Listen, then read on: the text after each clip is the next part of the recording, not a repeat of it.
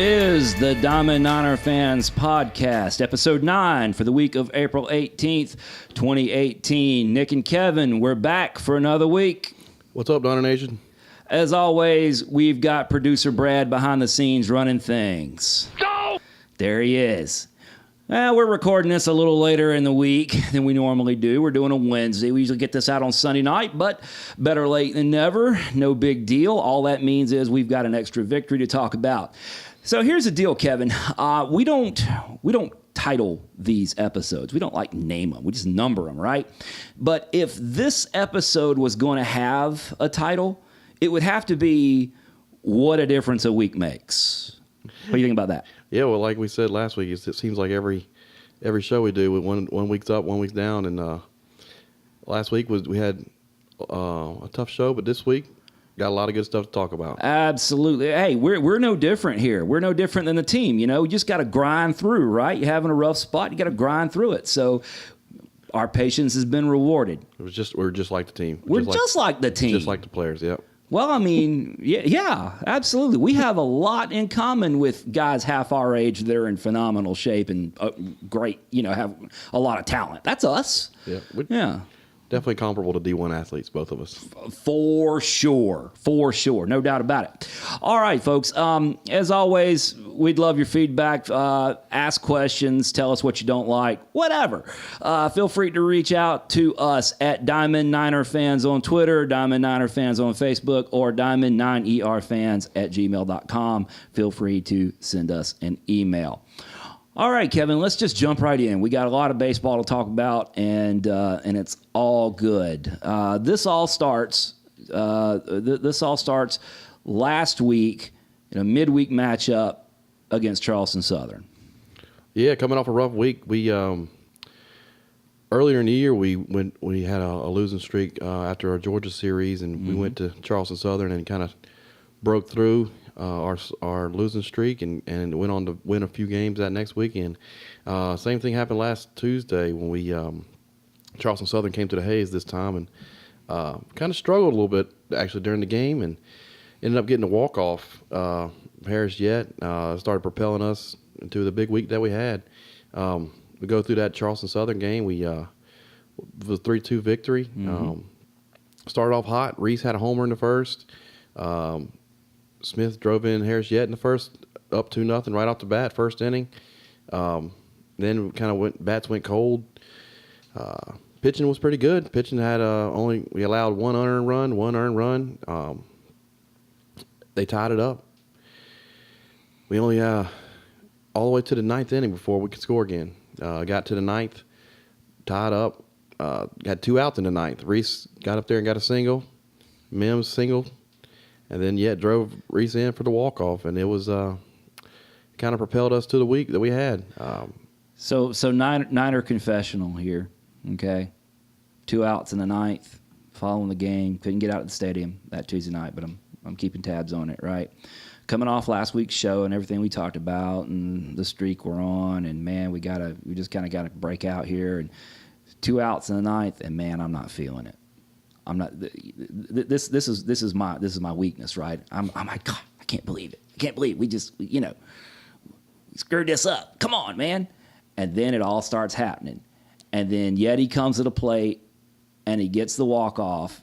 And is it fair, do you think, to compare this to the guy that struggling, the basketball player that's struggling, and you want to get him to the free throw line just to see a ball go through, right? We just got to get him something. Or the baseball equivalent of the guy that's on a hitting streak, or he's struggling at the plate, laying down a bunt and just trying to get anything, right?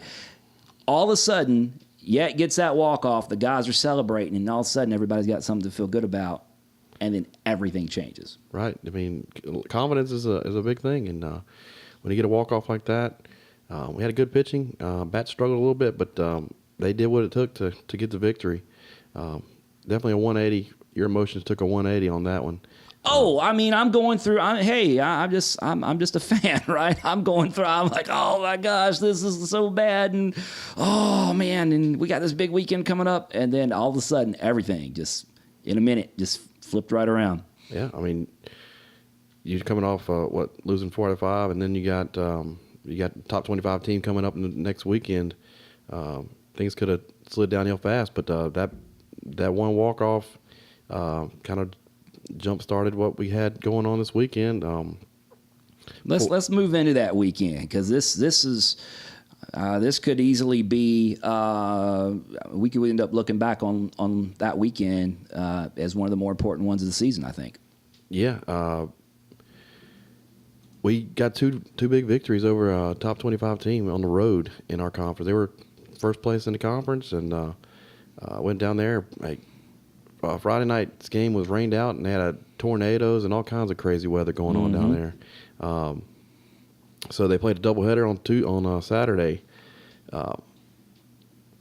Game 1, Josh was Josh. We say this over and over again, but hey, he gave up 1 run. It was an unearned run in the first inning, and then lights out. 7 innings pitched, only allowed 4 hits, 5 Ks. He threw 111 pitches. But then Perry, he came in 2 hitless innings, got the job done. Offense had a major explosion first time through the lineup, didn't really do too much, but second time through the lineup, we busted through for 5 runs in the middle innings. Big game out of Jackson. Yeah, we had 4 runs, and then we followed it up with 4 runs in the ninth to finish that game 9-1. We had 13 hits overall. Mims 3 hits, 3 RBIs. Had a homer.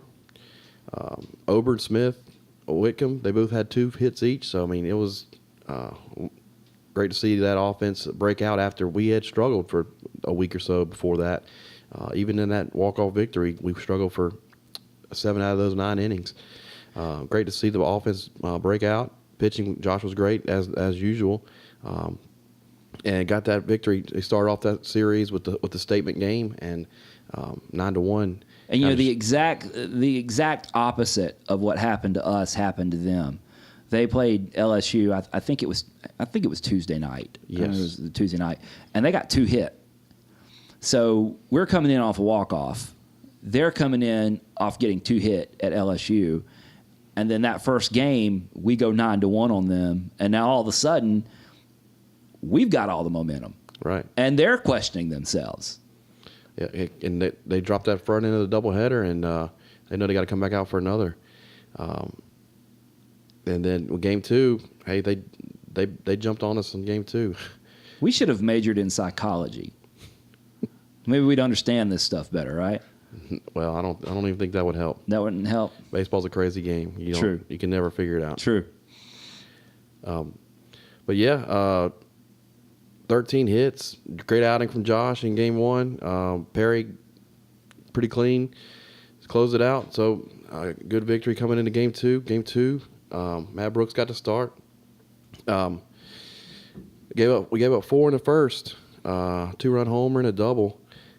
Put us down in a hole 4-0. But after that, Brooks settled in. He pitched 4 scoreless innings after that. Bruce came in, pitched 2 scoreless innings. And then Horky came in and pitched 2/3 of the inning, and Patton closed it out for the save. We only allowed 1 hit after the first inning. So we shut them down, gave our bats a chance to get back into the game, and they definitely led the comeback when I guess we scored 1 in the 5th. Dom had a double, and sac fly we got by Whitcomb. But then the 7th inning, we had a big rally.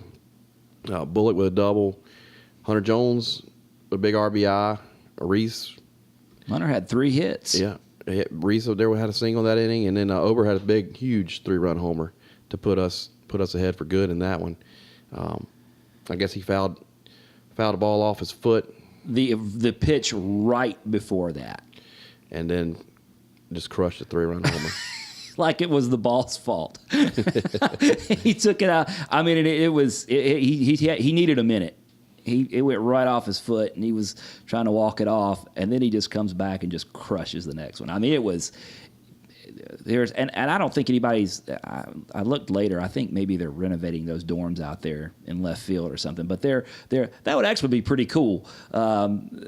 those are dorms right outside the ballpark. They're out over the left field fence, so you could watch the game out of your dorm window. But it looked like maybe they were renovating them or something right now because nobody was in them. But yeah, he hit a ball off that dorm. I mean, it was a huge shot. Speaking of psychology, Matt Brooks. I mean, I texted you in that first inning, and I'm like, oh my gosh, he had made so much progress and going in the right direction. Was starting to, and then this, and then the he just comes back out for the second. Credit to Doty because we had the bullpen. The bullpen was going in the first inning, and he let Matt come back out, and it paid off. Credit to Doty for making the right call, and credit to Brooks for fighting through it because, man, 4-run first was pretty tough to watch. Yeah, like I said, then 4 scoreless after that. I mean, that's a great way to bounce back. I mean, and then the pen, only 1 hit allowed the rest of the way in 8 innings of baseball. So credit to the pitching staff in both those games. That Charleston Southern game, then Josh in that game 1, and then game 2 with this series. Pitching staff, I mean, except for maybe 1 inning here, that was they're phenomenal. I mean, pretty much unhittable. Yeah, well, I mean, would you say one hit? 1 hit the rest of the way. That's pretty much unhittable. and it allowed our bats to get going and come back in that game. So Saturday doubleheader sweep. We're freaking out, right? Yeah, sky high after that. Oh my gosh! We won the series. Now we're getting greedy. Yeah, you sweep a doubleheader on the road at number top 25 team in your conference, and yeah, we're definitely flying high after that. After that night, like I said, won the series. Now you're just going. You got house money. You're going for the sweep, but couldn't quite get the sweep. La Tech bounced back. They jumped on us again early. First inning, man. Cooner, he pitched. He gave up 6 in the first. He ended up giving up 8 runs overall, but 6 of them earned. But he even settled down. He pitched into the 5th inning, so credit for him for coming back after that rough first and kind of settling down. But we just couldn't get the bats going. And he had been so solid for us up until that first inning, and it was so out of character for what he had been doing. Yeah, I mean, it seems like just one bad inning here or there from these guys, and they're just overcoming that and getting some innings in. Well, all year long, it seems like we've been playing that game where we get Friday has been pitching wise. Josh has just been Josh on Fridays. Then between Saturday and Sunday, we either get Saturday figured out and Sunday goes wrong, or vice versa. We get one or the other figured out. And I guess this was just Joey's week to have a bad inning. Yeah. And we couldn't. He, like you said, he stayed on and gave it a good go. Yeah, he pitched into the 5th, and we just couldn't overcome that 6-run. Well, we ended up getting 6, but I mean, Reese had a homer and 3 RBIs in the game. He almost hit for the cycle. He had a homer and a triple. Which and Mims. Which game did he was that the game he had the catch? The Sunday game? Yes. Yeah. The one that ran into the wall and made the college baseball, tweeted it out.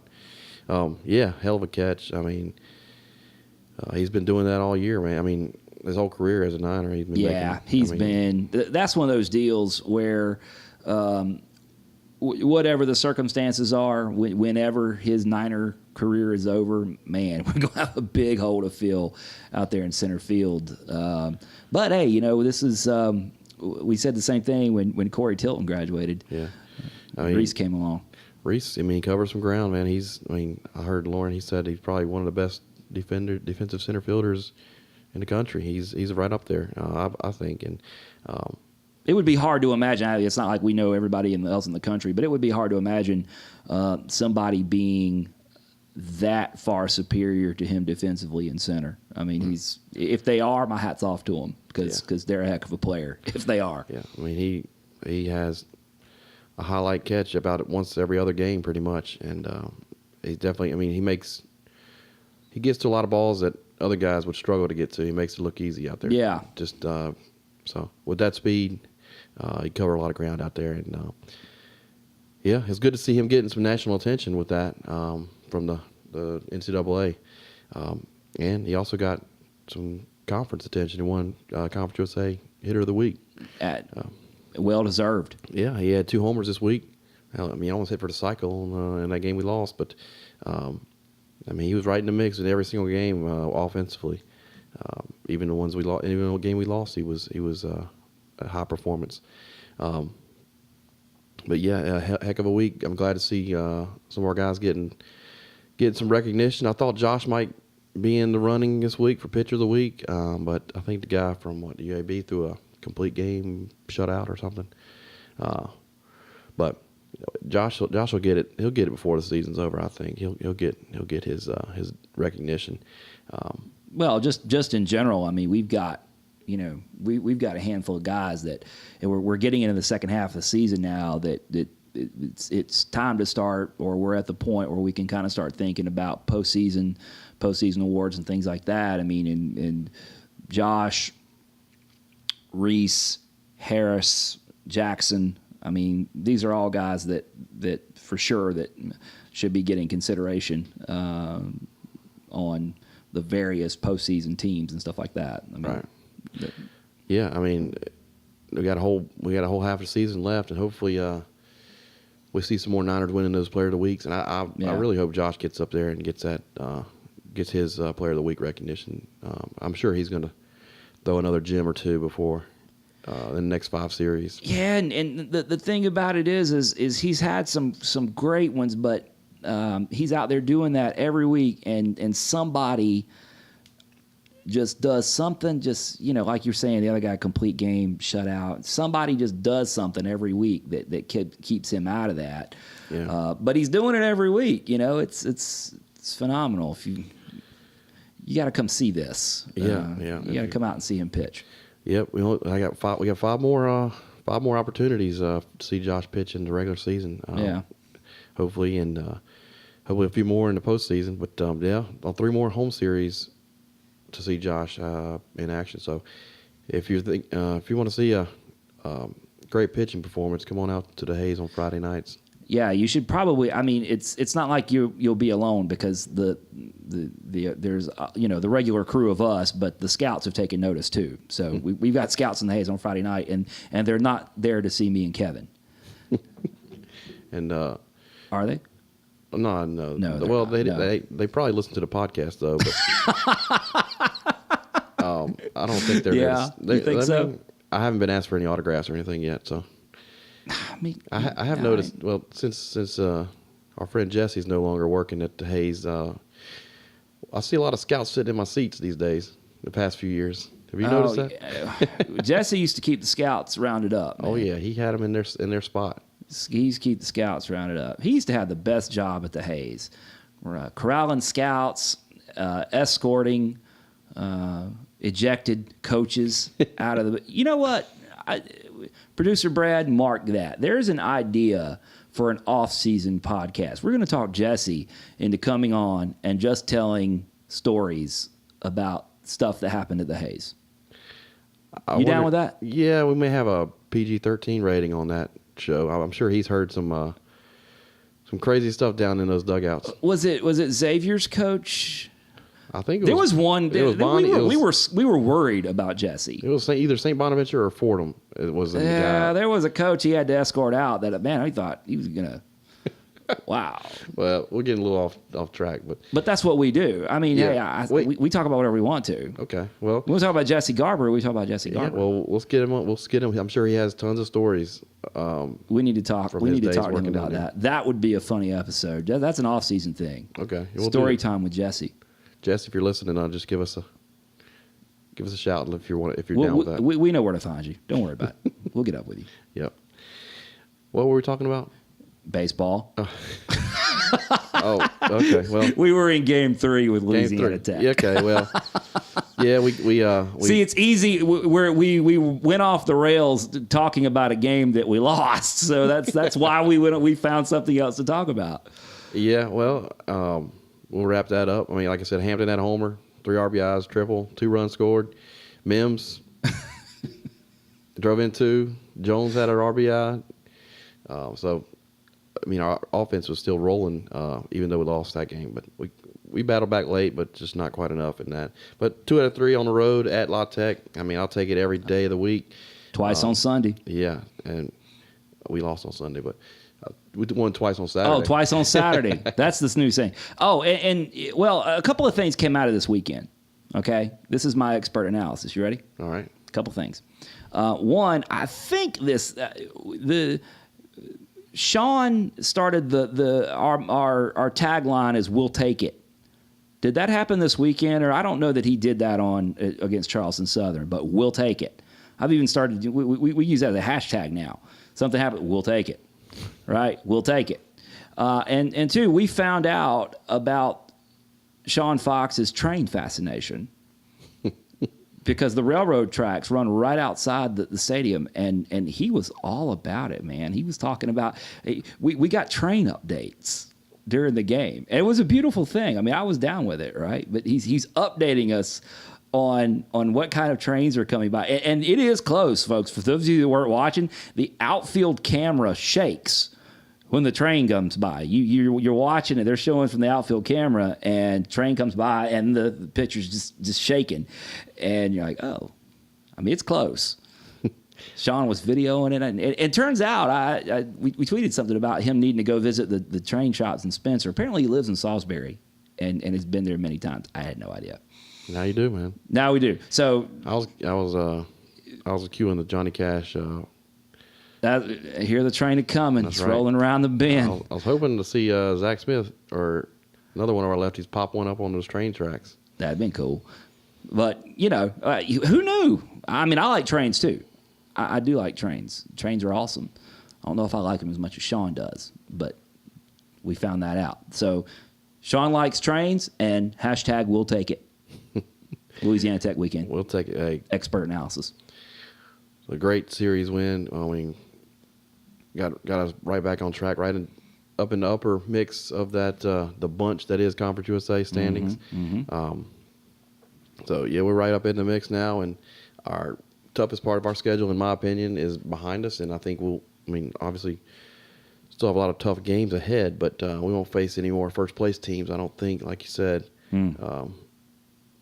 We are halfway through the season, halfway through the conference season, and we got 5 series left to make some headway. And I think we got a lot of wins coming our way as long as we keep grinding. Why don't we talk about since we've got an extra midweek game, we're recording later this time this week. Why don't we go ahead and talk about that second midweek game from last night, and then we can talk about Conference USA. Yeah. Well, Tuesday night we're back at the Hayes after the road trip to Ruston, Louisiana. Coasting High Point. High Point had been having a pretty good season. I think they beat UNCG pretty bad last week, I think. And we had lost to UNCG a couple weeks before that. But, they... The news of last night was that we finally had baseball weather. It was beautiful. Finally. It was a perfect night for baseball.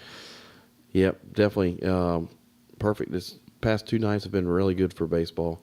High Point came to town. Pinckney got another midweek start. He started 3 in a row for us in the midweek. He been pitching like 2 or 3 innings. This week he got into the 4th. Mm-hmm.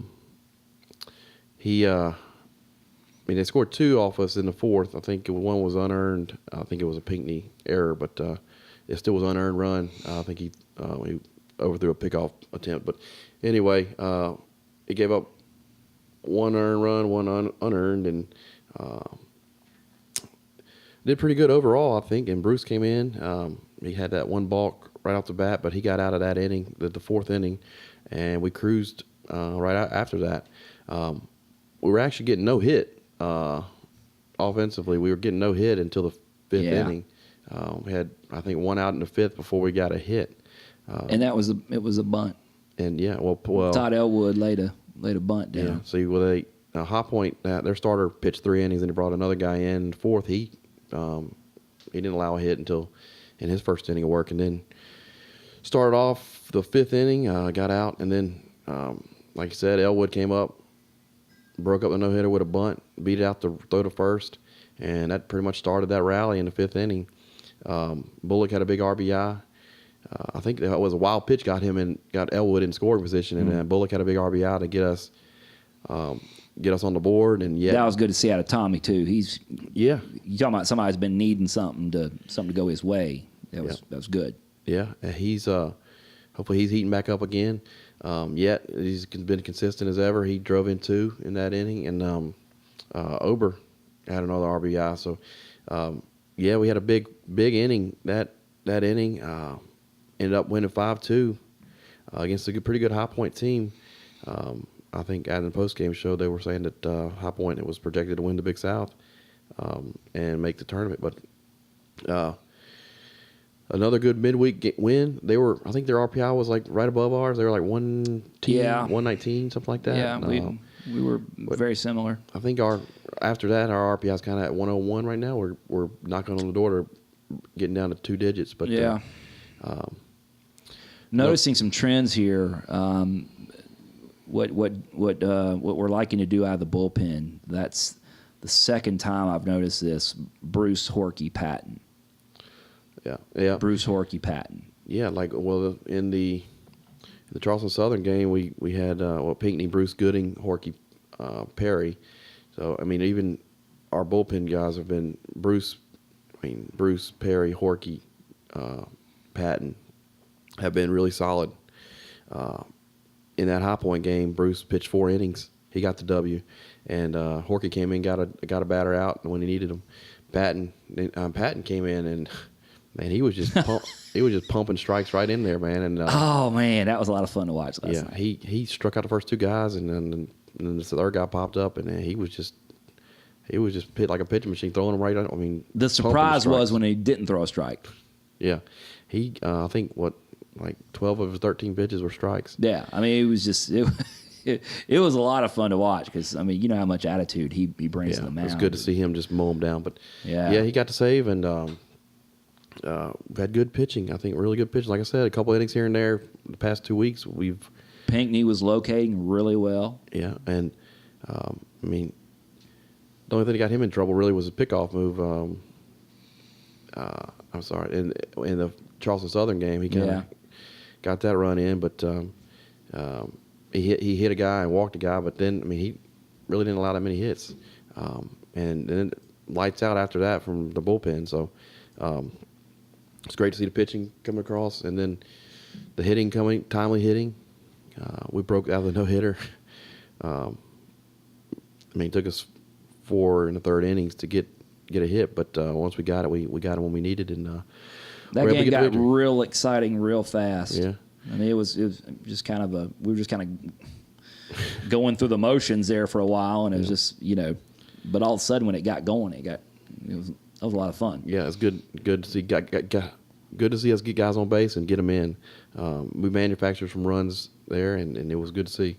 Also, Jesse Gonzalez got in and got his first hit as a Niner. So yeah, his first. It was a great hit too. Yep, pinch hit. Solid contact, pinch hitter, just knocked it right in the holes. Awesome to see. Yeah, so that a good week. 10 days, was it 8 days or whatever since we? 8 days. We've got 4 wins. Yeah, 4 wins and 1 loss. Man, that's pretty good. Two wins over top 25 teams. A win over 119 RPI team at home, and sitting at 19 and 17. Yeah, and I mean, we keep mentioning our tough schedule, but we've got, I think 11 of our losses were to top 20 RPI teams. Yeah. So 11 of those 17 losses are just to high caliber teams. So I mean, we could have scheduled a little bit softer and got some cushion W's, but I think those games early on kind of prepared us for where we're going to head in the next few weeks down the stretch and I for agree. the tournament. So we're sitting a little bit over 500. Like I said, I think the tough part of our schedule is over with now, and moving on to Old Dominion coming in this week. Yeah, you want to before we hit that, because we're definitely going to talk about that. We did mention Reese, Conference USA Hitter of the Week, so that's definitely awesome. Funny how it happens like that, Kevin. You win games, you get awards. Yeah, Pretty cool the way that works. Why don't we talk about Conference USA and kind of set the table here for the league, because we've got a big matchup to talk about for this weekend. Yeah, I'll go through here the results from this weekend. I think Western Kentucky beat Marshall this weekend. I think it was 2 out of 3. UAB won the series at ODU. Let's see, UTSA lost the series to FAU 2-1, 2 games to 1. Rice and Middle Tennessee, they split 2 games and then they tied on Sunday. Yeah, because that was a conference, the getaway Day timing schedule. Thing. Yeah, so they had 1-1 and then a tie. So that's gonna, I'm sure that'll throw a wrench into the standings down the road. But Rice is starting to. I mean, here they go. Yeah, we got them in 2 weeks. So they're not doing like they did last year. Last year when they hit, they went like gangbusters. Yeah. That's not what they're doing this year. But they are starting. I mean, here they are 6-8-1, and they're starting to pick up some wins. Yeah, and they're kind of right in there mixed with us with 6-8-1 in the conference. So, and then, of course, we took 2 out of 3 from La Tech, and Southern Miss won the series over at FIU. So, if we look at the standings, FIU has a half-game lead on Southern Miss. That half game, remember when Southern Miss and the rain out? the UTSA had that rain out, so that half game is in effect right now. So, Southern Miss is at second, 10-4. La Tech, they dropped to third at 10-5. They're just a game out of first. UAB, they're 8-7. They're 3 games back in fourth place.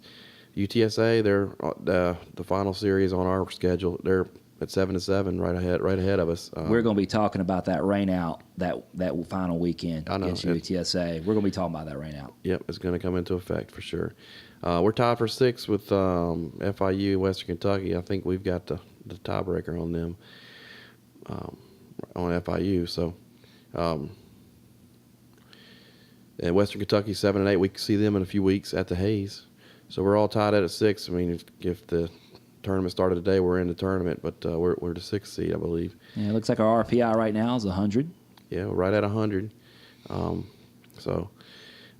Middle Tennessee's the 9th. They're 6-8-1 with their tie. And Rice, the same, that Rice and Middle Tennessee are tied in the standings as well as tying their series this past weekend. Marshall, 5-10, they're in 11th, and Old Dominion, who's coming to town this weekend, they're at 4-11 at the bottom of the conference. That's the Conference USA standings. There's a big bunch in the middle between fourth and 10th, really. I think it's going to stay that way for a while, too. It's separated by a game and a half from 4th to 10th. So, we're on the upper edge of that bunch. Hopefully we can pile some wins on down the stretch and get up in that upper echelon. Yeah, I was looking at the schedule here. The Conference USA went 6-2 last night, Tuesday night, including our win over High Point. And then tonight we've got 3 games involving Conference USA.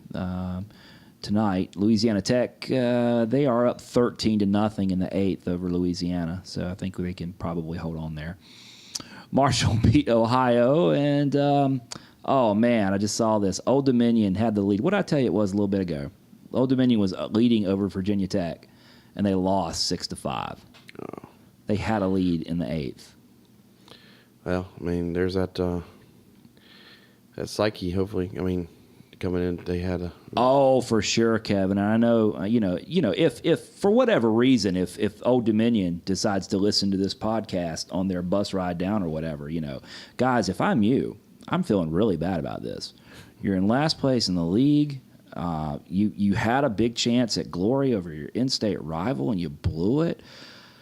Oh gosh, guys, I mean,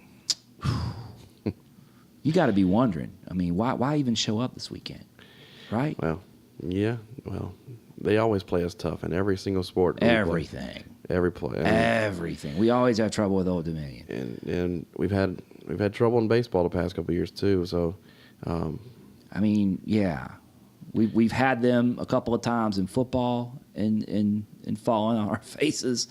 Basketball. I mean, if we played them in checkers, we'd probably have trouble with them, right? And they beat us in soccer in the championship, right? Yeah, you're right. It's always Old Dominion. So yeah, hopefully we can get some good win streak started this weekend. We mentioned Old Dominion coming to town, like they're in last place in the conference. Overall, they are 11-24. They're struggling a little bit this year, but like I said, they always play us tough. They've got a win over FAU, win over FIU.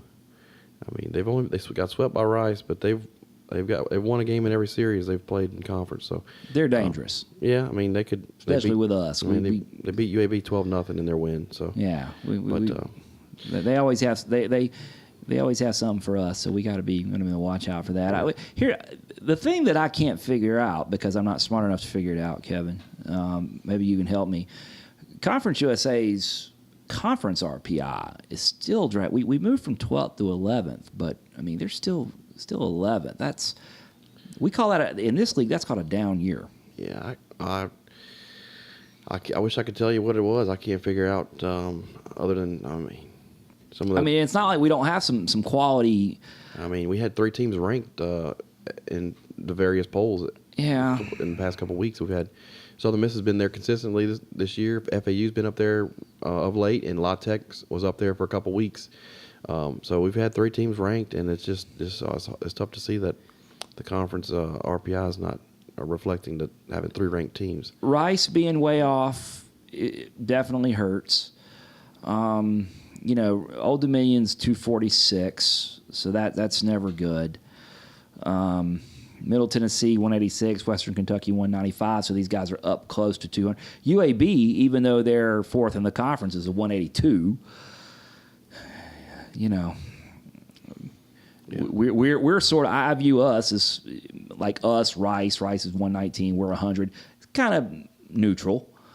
Yeah. We're not hurting anything. Yeah, I think could be better. Yeah, there's a lot of wins left to get out there. Hopefully we can pile up some wins and then see that number get into at-large consideration number, so in that range. But, yeah, it is what it is right now, and just need the teams that we play to keep winning, and we need to keep winning. That's the most important thing. But, yeah, we mentioned Old Dominion coming to town. Yeah, let's talk about those guys for a few minutes here. Yeah, like I said, they've struggled. I think they've had a down year. We do have a connection to Old Dominion. Sean Doty, pitching coach. He was pitching coach there for 4 seasons, 2001, 2004. So he's definitely familiar with them. He coached a guy named Justin Verlander up there. It seems like I may have heard of him somewhere before. Didn't he marry that supermodel or something? He's just. Oh, her. Yeah. Now that you mentioned that, I think I did hear something about that. Yeah, he's doing pretty good. Yeah. But, yeah, Doty coached there 4 years, and now he's on our side. So, looking forward to seeing the matchup this weekend. Hopefully we can keep the bats rolling and keep that steady pitching. Maybe we can eliminate the one bad inning here and there. But we've been overcoming it so far. So, it's hopefully we keep rolling. Yeah, at home, a wounded opponent, right? We got to be thinking 2 for sure. And I won't say that other word to jinx it, but we need to. This is a good opportunity to get some wins. Yeah, it'd be a good series to win. We need that's not jinxing, is it? To say this is a good opportunity. Yeah, we need to have a big series. Producer Brad says that is a jinx. Well, that's a jinx to say that it's a good opportunity. We need to. We just need to keep doing what we're doing, and hopefully all things will work out. But they're definitely down this year, and they hopefully finally get a chance to knock them down a little bit. But we got a lot of stuff going on this weekend with Big weekend. promotions Big weekend and on all campus. kinds of stuff. I think they got the salute this Friday night. There's a couple of promotions. Salute to service. They got a salute to service. They got a glow baton giveaway and post game fireworks on Friday night. Fireworks. It's always a big night. Lots of kids come out and see the fireworks on that Friday night. This is about 5 years we've been doing fireworks. It's been a while. Yeah, it's good. Probably longer. Yeah, it's always a good time. But yeah, you got the fireworks Friday night, salute to service, and a glow baton giveaway on Friday night. Then Saturday, I think there's an alumni. Saturday has an alumni luncheon for some of the guys that played for us in the past years. They're honoring the 40th season. They're honoring the 93 team, the 98 team, and 2008 team. So they're going to have a luncheon before the game. But we have Saturday is a 40th anniversary or 40th year celebration, and they're having a pennant giveaway. I haven't seen a photo of that yet, but I'm sure it's going to be pretty neat. I'm sure I want one. Oh yeah, I'm going to get one. And then, well, Saturday obviously we got the spring game as well. So I think if you have a ticket to the spring game, you get free admission into the Hayes. Don't quote me on that, but I saw it somewhere on the internet, so it's got to be true, right? Well, we're on the internet and we're true. Most times. Yeah, but I think you can get in free with your spring game ticket. So if you haven't been to the Hayes this year and you're listening, and you're going to the football spring game, just swing by after you're tailgating a little bit. Swing by the Hayes and support these guys. Need all the support we can get this weekend. And about that's a great point with football being on Saturday. I think the game is at 6. Baseball's at 2, football at 6. Definitely, we've heard some chatter about tailgating plans and what everybody's doing out there.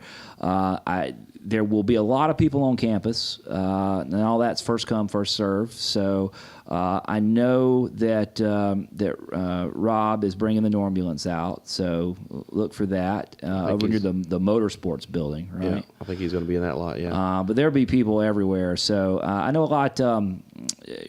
Been needing to get back over there. The opportunity hasn't presented itself, but we've had a group of parents tailgating over there in the football staff lot. They won't be over there. I wouldn't think they'd be able to be over there this week because of the football staff being there. But met the Penningtons. They were really cool people, and I mean, it looked like they had a serious setup over there. A lot of the parents over there tailgating for the games on Saturdays. So we need to go check that out. Yeah, we got to put that on the list of things to do. But maybe we can run into some of those folks this weekend. Yeah, hope so. It's gonna be a busy day on campus Saturday for sure. But get there early. Come check out the Niners. Sunday, another. They got a cornhole tournament. I think before the game. And then it's Bark in the Park Day as well Sunday. Attention, Ryan Benson. Yep, bring your dog to the park. Ryan's always wanting to know if he can bring his dog. Well, you can bring your dog Sunday. You just have to register. Hear that, Ryan? You got to register though. I think there's we tweeted a link out to it, so check our Twitter, Ryan. But you got to register your dog. Bark in the Park Sunday. Pet bandana giveaway also. So man, there's like 6 promotions this weekend. Now, just curious, is there a potential issue there with Bark in the Park and people throwing beanbags? Well, I got you, didn't I? Yeah. I got you. Got a little. I finally, all this time, it's episode 9, and I finally got to Kevin. I choked him up. He was thinking fastball, and I went change up. Yeah, got me off balance there, but I think the cornhole tournament is before the game, and I think when the game starts, I think it'll be over. I believe. I was just thinking. I just kept popping in my mind as you're saying that. We have people tossing beanbags, and we have dogs. I think they're separate. I think they'll be separate. Okay. Hopefully. All right. But 1:00 is the game. Bandana pet bandana giveaway. So What if you don't have a pet? I'll just come to the game and watch the Niners. Well, I mean, about the bandana. I don't know the rules of entry and all that stuff. So Yeah, I mean, maybe I'll bring my daughter and they'll give her a bandana. Does that work? I don't know the rules, man. I'm not. I just reading what they have on the promotion here. We have fish. Maddie has fish. Does that count? If you bring a fish bowl in, I think that'll give your fish a bandana. Yeah, hey, I'm just trying to work the system here. Trying to work the system. You're working it. Working. Also, real quick, they are having a tornado relief drive against Good the ODU game and the spring football game. I want you to bring non-perishable food items, water bottles, school supplies, monetary donations for the weekend series versus ODU. Is that from this past week's tornado in Greensboro? Yes, Okay. I believe so. Yeah, it's the I think it was Student Athletes Association. Or what is it?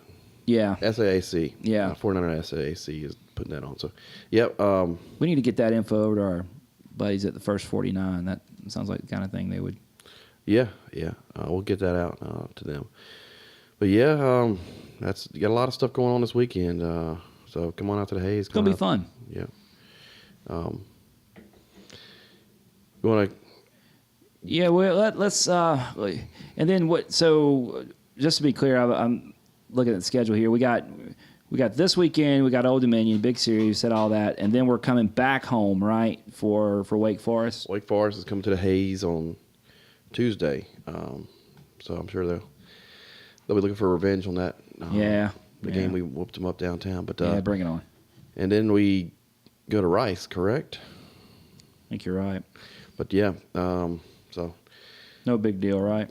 Just going down there. Well, let's. We're getting close to the end here, but we got some really cool stuff to talk about. More than just last night, but it was really intense last night.